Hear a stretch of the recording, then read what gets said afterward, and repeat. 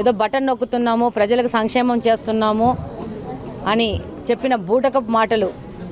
ఎలా ఉన్నాయంటే, రూపాయి ఇచ్చి ప్రజల దగ్గర నుంచి 10 రూపాయలు గుంజేసుకునే విధంగా నిత్యావసర సరుకుల ధరలు పెరిగిపోయి ప్రజల జీవన ప్రమాణాలు పూర్తిగా దిగజారిపోయినాయి. ఈరోజు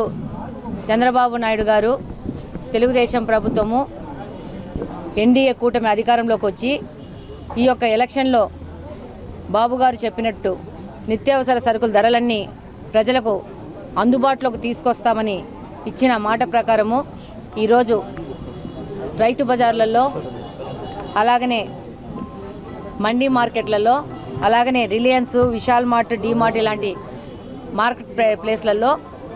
ఈ యొక్క బియ్యం కానీ, కందిపప్పు కానీ ప్రజలకు అందుబాటు వచ్చే ధరల్లో తీసుకురావడం జరిగింది. అందులో